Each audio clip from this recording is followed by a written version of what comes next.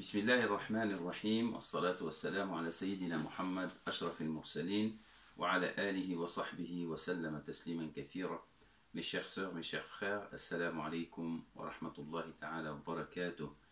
J'espère que vous portez bien, vous, vos proches, vos voisins et toutes vos connaissances. Nous nous retrouvons aujourd'hui, Inch'Allah, pour un autre vendredi du mois de Ramadan, le deuxième. Qu'Allah subhanahu wa ta'ala nous fasse profiter de ce grand mois et qu'il nous permette d'apprendre ce qui nous est utile pour la suite de notre vie, Inch'Allah ta'ala. Nous commençons notre rappel par une invocation à l'ensemble de nos frères et sœurs, à leurs familles et à l'ensemble de tous ceux qui nous écoutent. Qu'Allah subhanahu wa ta'ala nous couvre par sa miséricorde, qu'Allah subhanahu wa ta'ala nous protège contre toutes les maladies, qu'Allah subhanahu wa ta'ala nous protège contre tout mal dans ce monde, qu'il nous ouvre nos cœurs au bien et qu'il nous donne la force de faire le bien, Inch'Allah, par sa grâce et sa volonté, et qu'il nous fasse profiter de ce mois en degré d'excellence et de perfection morale et comportementale. Donc notre sujet d'aujourd'hui sera sur la solidarité et la fraternité pendant le mois de Ramadan. Pendant le mois de Ramadan, on a bien compris que tout ce que nous faisons pendant le mois de Ramadan, c'est un apprentissage et c'est un entraînement pour la suite. Donc, il faut qu'on se découvre, Inch'Allah, qu'on découvre le meilleur de ce que nous sommes, de ce qu'on peut faire pendant cette période. Qu'Allah nous aide à voir les choses de manière claire et qu'il nous aide à tirer les meilleures des conclusions. Notre prophète Muhammad alayhi salatu wassalam, comme il est décrit dans les différents textes, était un homme extrêmement généreux. Et comme le décrivait son épouse Khadija, radiyallahu anha, elle disait qu'il était l'homme le plus généreux, qu'il était l'homme auprès de qui les gens trouvaient refuge, que les faibles trouvaient de l'aide et que les gens qui ont besoin de soutien trouvent le soutien, comme le disait Khadija dans son témoignage à propos du prophète alayhi salatu wassalam. Aussi, il est rapporté que notre cher prophète sallallahu alayhi wa sallam, lui qui était l'homme le plus généreux, l'était encore plus, davantage pendant Ramadan. Il est rapporté ce qui suit: Kana Rasulullah sallallahu alayhi wa sallam ajwad an-nas. Le prophète sallallahu alayhi wa sallam était l'homme le plus généreux. La générosité, vous savez, c'est le fait de donner sans qu'on soit, sans que nous soyons questionnés, sans qu'on nous le demande. C'est une grandeur d'âme, c'est une grandeur du comportement qui fait que l'être humain donne sans qu'il soit questionné ou demandé. Et il l'était encore plus pendant le mois de Ramadan lorsqu'il rencontrait Jibril alayhi salam. Hina yalqahu Jibril.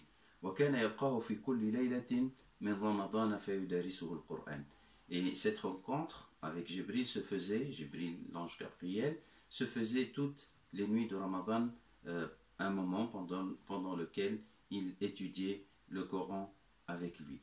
Donc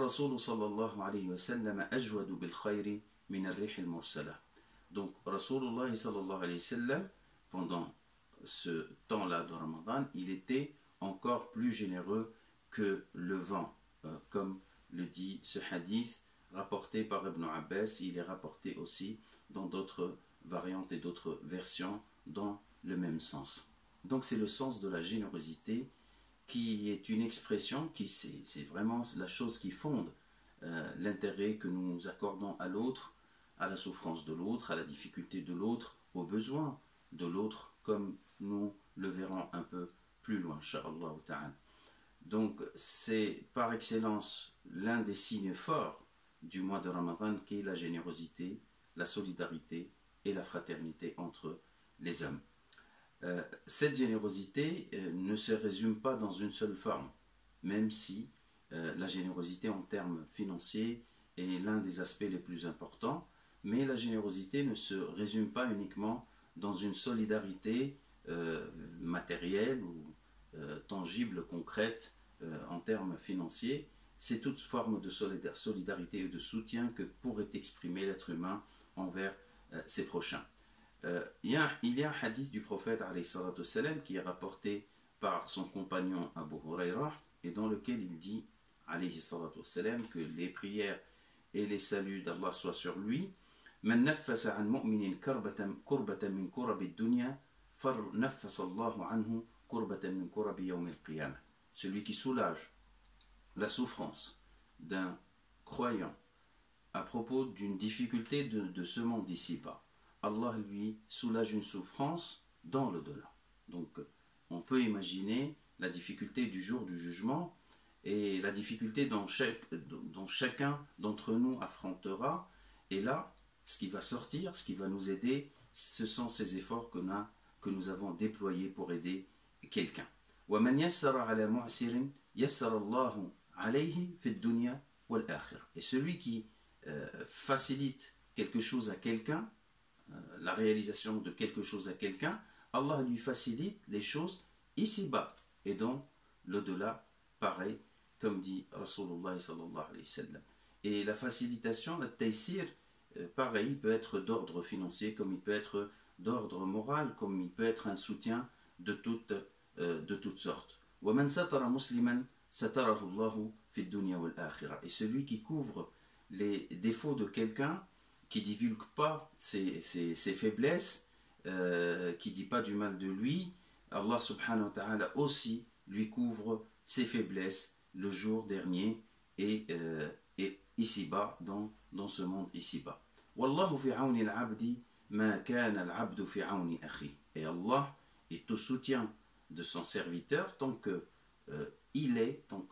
l'homme est au soutien de son frère. Donc on s'arrête à ce niveau-là, dans ce hadith, parce qu'il évoque d'autres éléments. Donc vous voyez bien l'importance de la solidarité et du soutien comme expression de la foi en général, comme expression de l'état du jeune, quand on est en état de jeûne et quand on cherche à se perfectionner et à embellir et à améliorer notre comportement. Toutes sortes de solidarité, toutes sortes de bien est demandé en général, et plus particulièrement comme l'a montré le hadith à propos du prophète sallallahu alayhi wa sallam pendant ces jours bénis. Alors, l'homme croyant, par définition, doit penser aux autres. Yani, il n'est pas un être égoïste. Donc il a cet intérêt qu'il accorde à tout le monde et il cherche à aider les gens. Yani, il n'attend pas qu'on vienne le solliciter. Au contraire, il cherche à être présent quand il le faut et quand on a besoin de lui. Le prophète sallallahu alayhi wa sallam disait aussi dans un autre hadith, dans une autre citation, il disait ليس المؤمن الذي يشبع وجاره جائع إلى جنبه. Le vrai croyant, ce n'est pas du type ou le type qui se rassasie, qui mange à sa faim alors qu'il y a quelqu'un qui a faim à ses côtés, un voisin ou quelqu'un d'autre, quelle que soit la distance, qu'il y ait des gens dans la faim qui n'ont pas de quoi manger alors que le croyant remplit son ventre, et des fois dans l'excès, ceci n'étant pas du tout un signe de foi, comme disait Rasulullah sallallahu alayhi wa sallam. L'autre hadith que vous connaissez tous, لا يؤمن أحدكم حتى يحب لأخيه ما يحب لنفسه. Donc nul n'aura la foi tant qu'il n'aime pas, tant qu'il ne cherche pas à partager le bien qu'il aime pour soi-même avec son frère. Donc c'est des expressions qui sont très claires donc, et qui sont percutantes. Et toute personne qui a vraiment la foi ne peut négliger ce que dit notre prophète sallallahu alayhi wa sallam. Et il disait aussi dans un autre hadith وَأَحِبَّ لِلنَّاسِ مَا تُحِبُّ لِنَفْسِكَ تَكُنْ مُسْلِمًا. Et aime aux gens ce que tu aimes pour toi-même, tu seras musulman. Donc c'est une autre signification de l'islam, c'est d'avoir ce sens du partage, du soutien, de l'aide et de la solidarité, la fraternité avec les autres. Plus particulièrement, parmi les œuvres, on a l'œuvre de la charité, du don matériel, de l'argent ou autre, qui permet aux gens de vivre, de surmonter les difficultés de la vie. Rasulullah sallallahu alayhi wa sallam a spécifié certaines choses qui sont en lien avec Ramadan, pour vous dire la symbolique de Ramadan et l'effet que doit avoir Ramadan concernant l'effort de solidarité et de fraternité. Donc il dit dans un hadith très réputé que vous connaissez, celui qui donne à manger à un jeûneur sera comme s'il a fait ou aura le niveau, le statut de celui qui a fait aussi le jeûne. Donner à manger parce que Ramadan ne se passe pas de la même façon pour tout le monde. Il y a des gens qui sont dans la difficulté, qui n'ont pas les moyens, qui n'ont pas de ressources, carrément, où leurs ressources ne leur suffisent pas, ils sont dans le besoin, eux et leur famille. Donc, peut-être moi, toi, ou n'importe qui parmi nous, au moment de le Maghrib, il a, alhamdoulilah, ce qu'il faut pour manger, mais il y a d'autres personnes qui sont soucieux toute la journée d'avoir ou de ne pas avoir leur nourriture de fin de journée. Ou bien, ils sont en train d'attendre qu'on leur donne ou qu'on ne leur donne pas. Aussi, sous le même signe de la fraternité et de la solidarité, Rasulullah sallallahu alayhi wa sallam, l'islam nous a imposé une zakat, donc un don d'argent obligatoire à la fin du mois de Ramadan qui s'appelle zakatul fitr, donc l'aumône de la fin du jeûne, donc qui s'exerce essentiellement en fin du mois, donc on donne cette zakat à partir des 3 derniers jours donc du mois, même si les savants musulmans ont donné des avis juridiques qui permettent de sortir la zakat al-fitr si elle doit s'acheminer, si elle doit être donnée pour des gens loin, dans le cas où le local ou le lieu où on habite suffit, d'accord. En tout cas, donc c'est un don qui se fait, c'est une zakat qui se fait en fin du mois, et comme l'a qualifié Rasulullah sallallahu alayhi wa sallam, c'est une zakat qui purifie le jeûne, tuhratun lis-sa'im min al-lagwi wal-rafath, de ce que peut avoir un jeûneur normal comme nous, comme erreur, excès pendant ces journées de jeûne. Donc ça purifie le siyam de ses imperfections. Et c'est une nourriture justement pour les nécessiteux. C'est de la nourriture pour les nécessiteux. Donc vous voyez bien ce que demande Allah et son prophète de nous en fin de Ramadan, c'est de donner cette zakat qui compte sur l'ensemble des membres de la famille, c'est quel que soit leur âge, même le nouveau-né, s'il est né avant le fajr du Eid, on sort une zakat à son nom. Donc c'est une zakat immense, donc qui fait circuler un montant extraordinaire et qui permet aux plus démunis d'avoir des ressources pour dépenser les jours de la fête du fin de Ramadan, Eid al-Fitr. Donc vous voyez que subhanallah, qu'Allah subhanahu wa ta'ala nous donne cette sagesse et ce réflexe facile de répondre à ce que nous demande Allah subhanahu wa ta'ala. Il est rappelé dans le Coran al-Karim des choses extrêmement importantes quant à ce sujet. Allah d'ailleurs nous rappelle que cet argent est un dépôt entre nos mains. Donc cet argent qu'il nous a donné, ses richesses, ses sources, quel que soit le niveau de patrimoine que nous avons ou d'argent que nous avons, c'est Allah qui nous a offert, subhanahu wa ta'ala.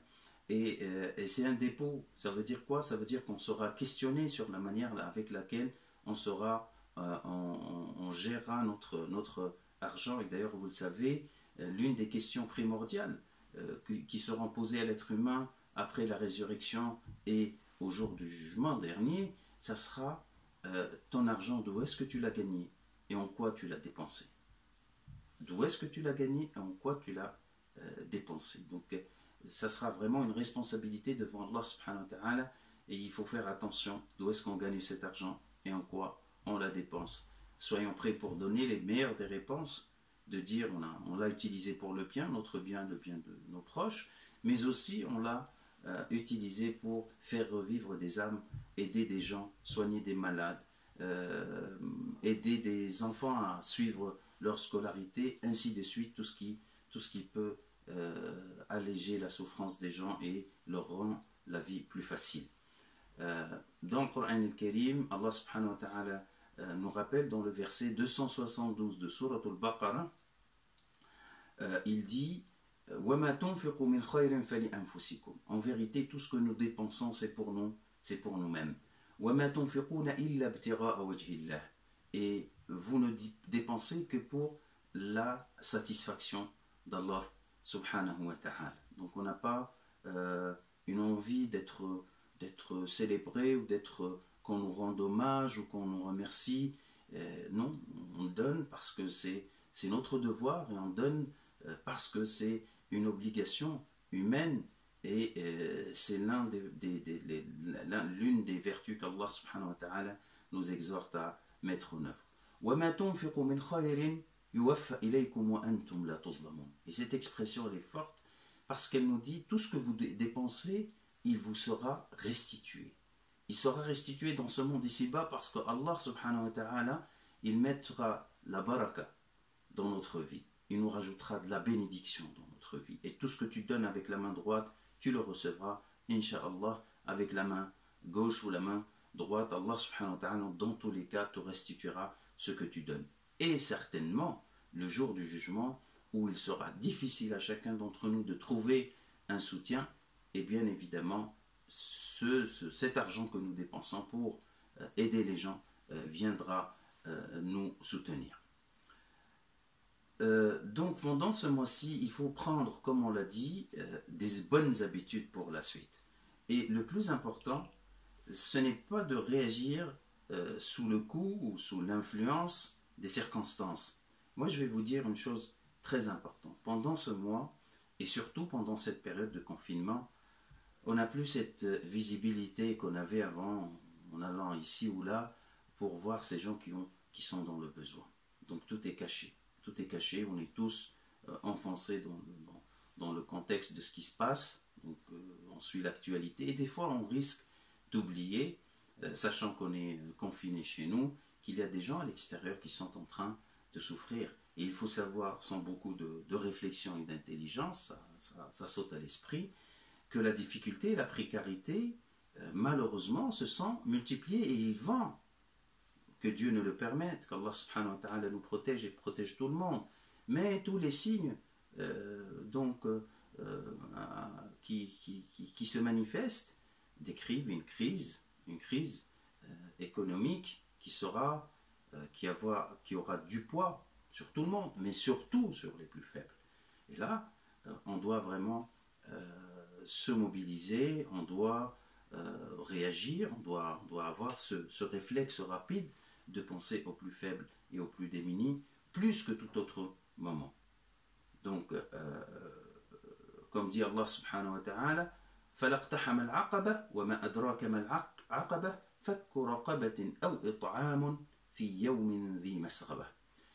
L'une des plus grandes œuvres que pourrait faire l'être humain, c'est de nourrir en période de famine et en période de difficulté économique. Donc soyons vraiment attentifs. Et surtout la nourriture des gens, parce que c'est les choses basiques, la nourriture, le médicament, ce qu'on peut offrir comme moyen qui permet d'abriter ou de loger des gens qui sont sans abri. Rasulullah sallallahu alayhi wa sallam a été questionné par un homme. Su'ila Rasulullah sallallahu alayhi wa sallam ayyul islami khayr. Qu'est-ce qui est meilleur comme pratique dans l'islam? Qu'est-ce qui est meilleur donc comme pratique dans l'islam? Qala Rasulullah sallallahu alayhi wa sallam tut'imu ta'am. Tu donnes à manger. Tu donnes à manger. Donc il ne faut pas trop chercher. Il y a des chaises qui sont simples, qui ne coûtent pas trop cher pour ceux qui ont les moyens, c'est de donner à manger aux gens. Deuxième chose, c'est de s'engager dans le long terme. D'accord? Donc on peut donner sur le coup, comme je l'ai dit, et c'est très très bien, c'est une bonne chose d'avoir ce réflexe instantané, mais vu que la difficulté elle est durable, elle ne se manifeste pas qu'en mois de Ramadan ou pendant la période de confinement ou pendant les mois très froid de l'hiver, quand on voit des milliers de sans-abri qui circulent devant nous, c'est quelque chose qui doit s'inscrire dans la durée. C'est pour ça, moi, j'invite tout le monde à avoir cet engagement, d'accord, d'avoir un don permanent, selon tes ressources.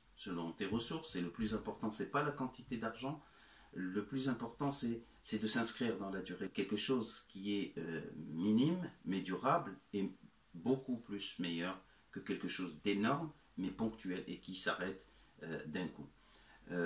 Aussi, le montant n'est pas le plus important. Tu donneras selon ce que tu pourras. Ça, c'est clair. Comme disait Rasulullah sallallahu alayhi wa sallam, sabaqa dirhamun dirhaman.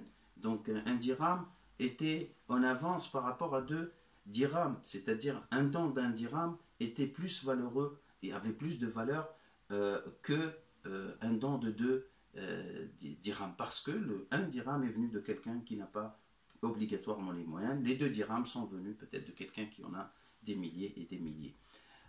Donc c'est pas le montant. Décide-toi d'un montant au nom de toi-même, au nom de ta famille, et qu'il soit constant dans une œuvre de charité pour nourrir les gens, pour construire des habitations pour ceux qui ne sont pas logés, ici ou ailleurs, en France ou ailleurs, mais toujours la priorité, il faut penser à ceux qui sont plus proches, d'accord? Al-aqrabuna awla bil ma'ruf. Les plus proches sont plus, en plus droit à notre bienfaisance. Mais rien n'empêche que ça soit universel et à échelle plus étendue en termes de géographie.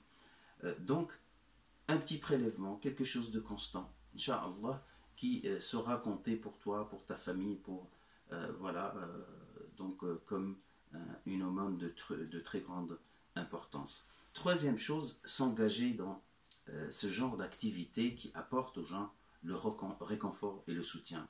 Peut-être selon votre métier, peut-être que vous avez un métier qui peut apporter du réconfort à ces gens qui sont en détresse, en difficulté, que vous soyez dans la santé, que vous soyez, que vous pouvez faire des choses qui peuvent les aider, ou tout simplement avec le temps que vous pouvez consacrer en tant que bénévole dans ces différents types d'activités. Et sur ça, vous êtes reconnaissable auprès d'Allah subhanahu wa ta'ala, et Allah subhanahu wa ta'ala reconnaîtra vos œuvres. Donc vous voyez, les domaines du bien, ils sont multiples et ouverts. Ça demande juste une décision de notre part, un intérêt que nous accordons en premier lieu à ces œuvres qui sont, comme vous le voyez, très importantes en islam, et ce réflexe humain de sentir les souffrances et de pouvoir réagir le moment où il faut, Inch'Allah ta'ala, il faut courir au secours, aller au secours des gens et les aider, et c'est comme ça que tu seras vraiment un vrai croyant, un vrai musulman, comme dit Rasulullah sallallahu alayhi wa sallam. À la fin de ce petit rappel, nous prions Allah subhanahu wa ta'ala pour qu'il nous aide à œuvrer pour le bien et qu'il nous facilite la voie du bien, la voie de la dépense, de dépenser, d'apporter de notre argent, de notre effort, de notre disponibilité pour aider les gens et participer avec des milliers de personnes. Grâce à Dieu, il y a des gens qui sont sur le terrain et qui font des bonnes actions. Donc Allah nous aide à être avec eux, à créer des initiatives dans les règles, bien sûr, de la manière la plus adéquate. Nous prions Allah subhanahu wa ta'ala pour qu'il puisse couvrir le besoin de ceux qui sont dans la nécessité. Il nous aide à répondre à leurs demandes, Inch'Allah ta'ala, qu'il fructifie notre subsistance, qu'il nous accorde tout le bien et qu'il nous aide à être proches de tous ceux qui ont besoin de notre aide. أقول قولي هذا وأستغفر الله لي ولكم إنه هو الغفور الرحيم وصلى الله على سيدنا محمد وعلى آله وصحبه أجمعين والسلام عليكم ورحمة الله وبركاته.